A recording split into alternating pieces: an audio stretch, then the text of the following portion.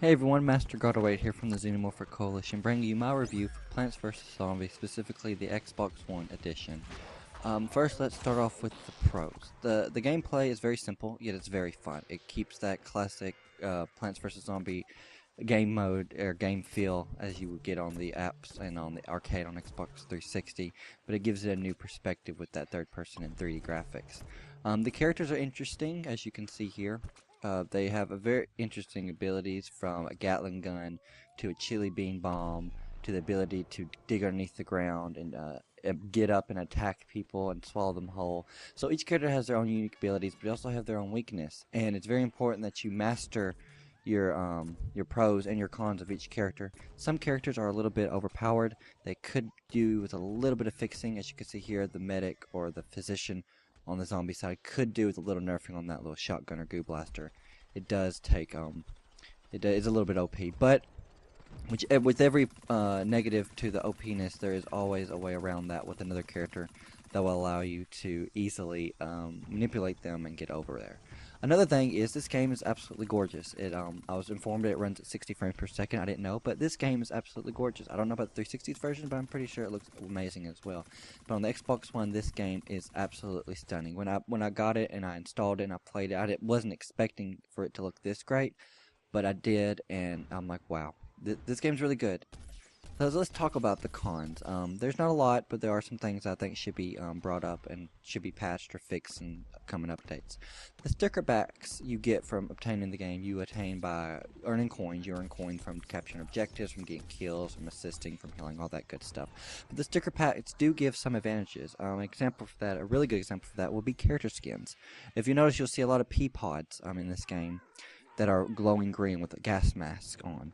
That they have a toxic pea shot, which in my opinion is a little bit OP because it has a splash damage effect, and that it really takes a lot more health from you than what it should. But an easy way to get around this is to play the classic game modes, which is basically you don't have any upgrades, you don't have any customizations, it's just default characters, default weapons. So there's a way around it. It gives the game a little differentiation test, a little taste, a little something different to amp it up, but they could use a little bit of nerfing, especially if you're going to be playing the game modes that use the customizations a lot. Another example would be the electric shock splash damage for the scientist that I unlocked. Even I use it a lot, and it's really OP. Another thing is there is no melee or sprint button at all. The only character that has a sprint ability is the pea shooter, and he only can sprint when it cools down by pressing right bumper, and you have to unlock it first. It's called his dash ability, which allows him to jump high as well. But that should also, there should be a mandatory sprint button by clicking in the stick, and a melee button probably on the right control stick, and the sprint on the left, I would say. But it's not a game breaker. It's kind of annoying that it's not there, but it's not the end of the world. But if they do add it in, I think it'll be really good. Another thing I noticed is I play a lot of Team Vanquish, or TDM. They call it Team Vanquish because it's rated E for everyone. You can't kill people in this game, you vanquish them. So kill count in Team Vanquish is a little low, in my opinion. It's set to 50, and the matches I've played go by relatively fast. The longest match I've played was about 6 to 8 minutes. I can't remember sure. No, it was 8 minutes. It was 8 minutes exactly because I was timing it. So the longest match I ever played for Team Vanquish is 8 minutes. The longest match I ever played on the other game mode, Garden and Graveyards, took us 15 minutes. But it was really fun. But I think they need to raise the player count, or the kill count in Team Vanquish to 75. Maybe higher, but 75 seems like it would be a decent amount. Overall, the game is well worth the $40 interest price. The gameplay is fun.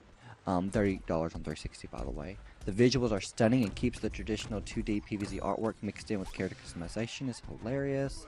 The characters are true to the PvZ lore, and there's only 5 maps, but they are sized well enough to enjoy without much fuss. So, I'll have to say that this game overall, even with the cons and whatnot, I'll have to give this game a 9.5 out of 10. If you have $40 or you have $30 for the 360, get this game. It is worth every cent.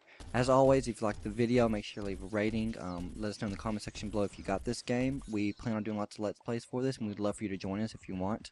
So just let us know, and as always, thanks for watching. Bye, guys.